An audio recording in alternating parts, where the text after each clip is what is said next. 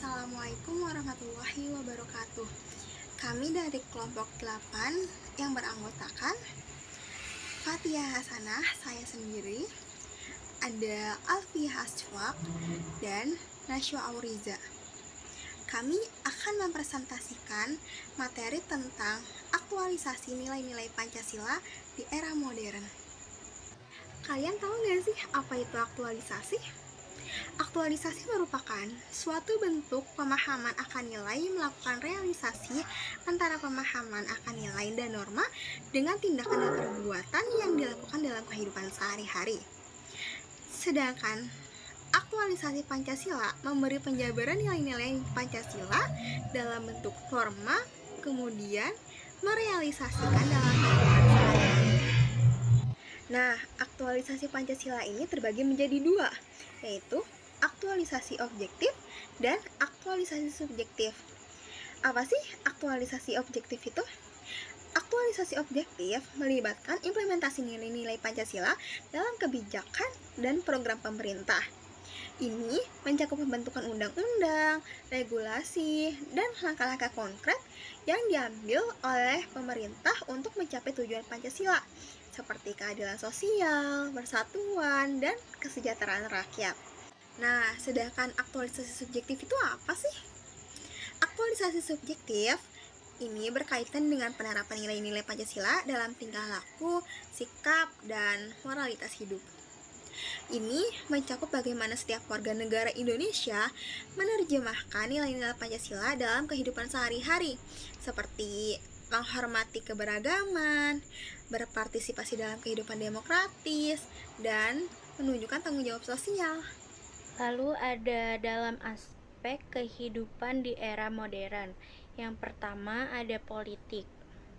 Landasan aksiomatik sumber nilai sistem politik Indonesia terdapat pada alinea keempat pembukaan Undang-Undang Dasar 1945.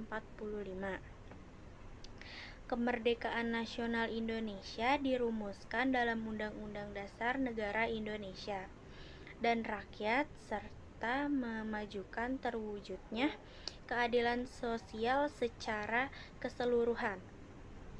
Kata bahasa Indonesia berarti rakyat. Dengan kata lain, sistem politik Indonesia adalah demokrasi Pancasila. Lalu, yang kedua ada ekonomi. Pancasila berpandangan bahwa perekonomian didasarkan pada akses kerjasama dan silaturahmi. Artinya, kalaupun ada persaingan selalu dalam proyek yang sama, sehingga tidak terjadi perlombaan senjata bebas. Seiring dengan kemajuan teknologi informasi yang memudahkan akses terhadap informasi layanan keuangan dengan cepat melampaui batas. Kemajuan ini mendorong integrasi ekonomi sehingga menciptakan pasar bebas perdagangan, bebas menciptakan iklim kompetisi yang ketat, mendorong setiap negara mengembangkan produk-produk unggulan yang kompetitif. Lalu yang ketiga ada sosial budaya. Sikap yang patut ditunjukkan bangsa Indonesia adalah peran Pancasila dalam menghadapi nilai-nilai dunia, khususnya dalam kehidupan sosial budaya. Perubahan sosial berikutnya adalah perbedaan yang tidak hanya terfokus pada sifat sara saja, namun perbedaan masyarakat Indonesia di masa depan akan ditandai dengan perpaduan aktivitas dan profesionalisme individu atau kelompok. Oleh karena itu, perlu dilakukan lebih banyak upaya untuk menyelaraskan budaya Indonesia dengan Pancasila. Lalu yang terakhir ada hukum. Pancasila tidak lahir secara tiba-tiba pada saat proklamasi kemerdekaan tanggal 17 Agustus 1945, namun lahir melalui proses panjang yang diperlukan bagi sejarah panjang bangsa Indonesia. Pancasila lahir dari keadaan perjuangan melihat pengalaman dan pemikiran negara lain, namun tetap eksis dalam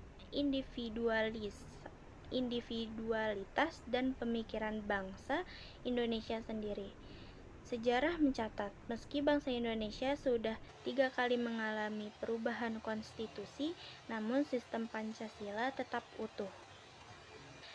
Kemudian ada pengembangan prinsip-prinsip yang berbasis pada filosofi kemanusiaan dalam nilai-nilai Pancasila, yaitu perdamaian bukan perang,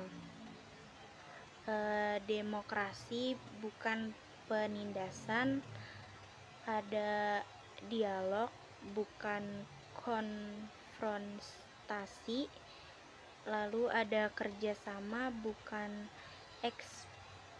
eksploitasi, lalu ada keadilan bukan standar ganda. Sesungguhnya Pancasila bukan hanya menjadi dasar nasional negara Indonesia saja, namun bersifat universal bagi seluruh masyarakat internasional. 5 perintah dalam Pancasila menjadi pendoman bagi setiap bangsa di dunia dengan nilai-nilai universal, tanpa membeda-bedakan ras, warna kulit, atau agama. Negara manapun dapat dengan mudah menerapkan Pancasila sebagai warga negara global.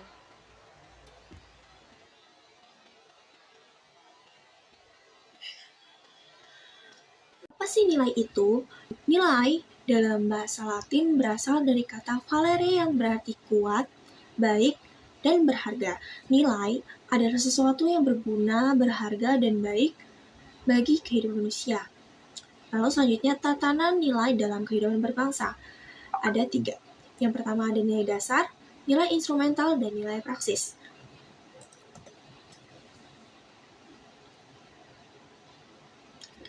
Nilai-nilai yang terdapat dalam Pancasila.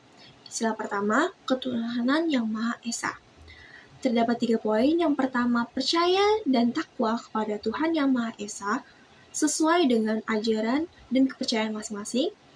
Yang kedua, saling menghormati dan kebebasan menjalankan ibadah sesuai dengan agama dan kepercayaan masing-masing.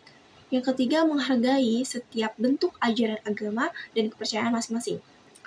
Yang kedua yaitu kemanusiaan yang adil dan beradab. Dalam sila kedua ini terdapat 3 poin juga. Pertama, mengakui persamaan derajat, persamaan hak, dan persamaan kewajiban antara sesama manusia. Yang kedua, saling mencintai sesama manusia. Yang ketiga, mengembangkan sikap tenggang rasa. Lalu, sila ketiga yaitu persatuan Indonesia.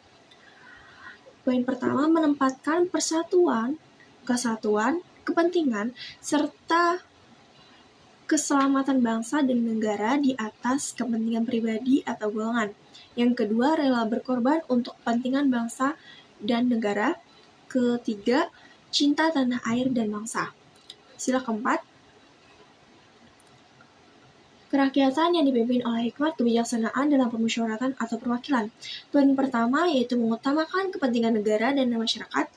Yang kedua, tidak memaksakan kehendak kepada orang lain. Yang ketiga, mengutamakan musyawarah dalam mengambil keputusan untuk kepentingan bersama. Lalu sila kelima, keadilan sosial bagi seluruh rakyat Indonesia.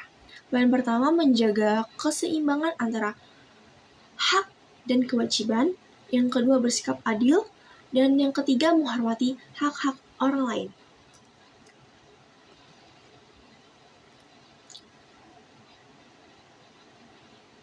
Dan yang terakhir, kesimpulan. Di masa reformasi saat ini, kita tidak bisa membiarkan negara kita terus terpuruk akibat berbagai aspek yang berkaitan dengan penerapan nilai-nilai Pancasila. Prinsip Pancasila dalam kehidupan kita harus kita pahami, bukan hanya khalayak yang baik yang dapat mengkritik, tapi juga bacaan yang baik. Hal ini perlu untuk menjamin pemerintahan negara yang baik dan seluruh kehidupannya.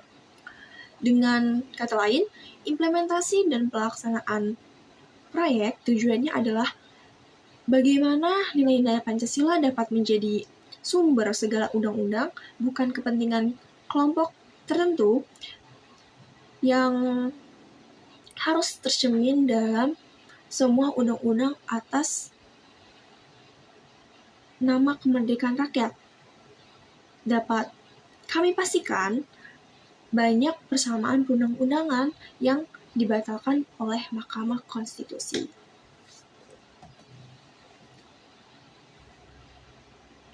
Sekian presentasi dari kelompok 8, kurang lebihnya mohon maaf. Wabillahi taufiq wal hidayah. Wassalamualaikum warahmatullahi wabarakatuh.